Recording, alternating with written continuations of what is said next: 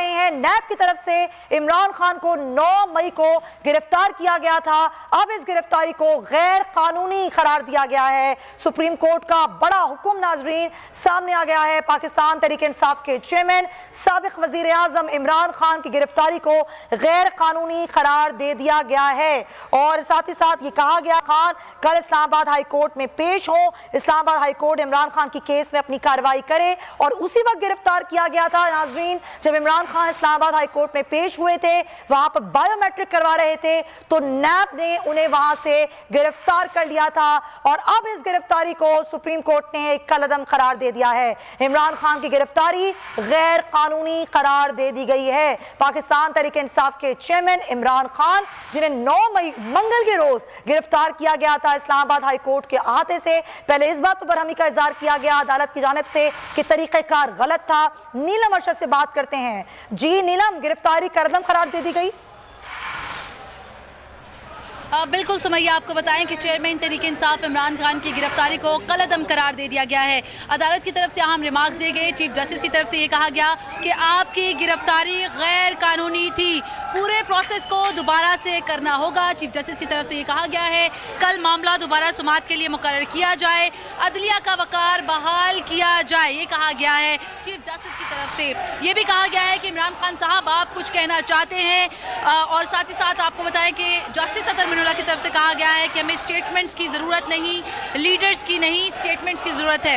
आपको बताएं कि अहम समाअत चल रही है।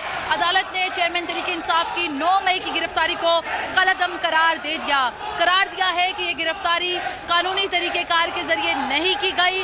गैर कानूनी करार देते हुए अदालत ने यह मामला दोबारा समाअत के लिए मुकर्रर करने का हुक्म दिया है।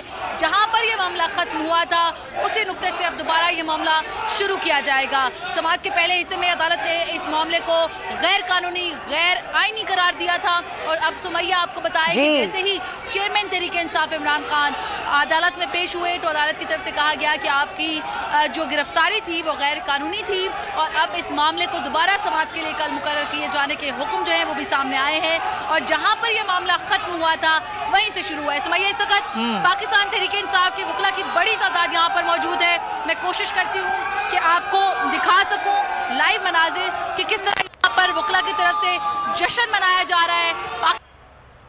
है जिनको कमरा अदालत में दाखिले से रोका गया था और ये अदालत के बाहर ही मौजूद, बल्कि सुप्रीम कोर्ट ऑफ पाकिस्तान के दाखिली दरवाजे से भी बाहर मौजूद हैं और ये जश्न मना रहे हैं। जैसे ही बोल न्यूज़ की खबर सुनी और उसके बाद जो कारकुनान है वो खुशी से निहाल हैं।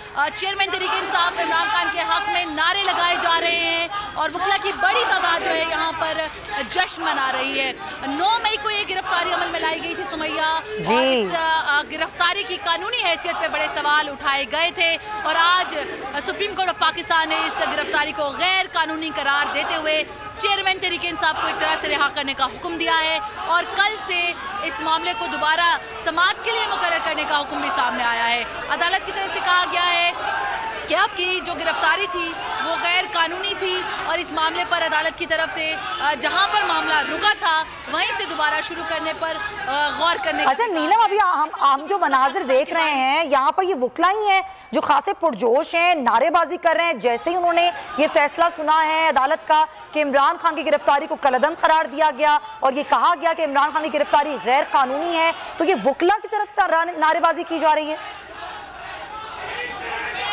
बिल्कुल सुमैया, आप देख सकती हैं अभी भी मेरे अक़ब में पाकिस्तान तहरीक इंसाफ के बड़ी तादाद में जो वकला हैं वो यहाँ पे मौजूद हैं और चेयरमैन तहरीक इंसाफ की जो गिरफ्तारी है उसको गैर कानूनी देने के बाद बड़ी तादाद में नारे भी लगाए जा रहे हैं। यहाँ पर कुछ वकला मौजूद है, उनसे बात करने की कोशिश भी करते हैं।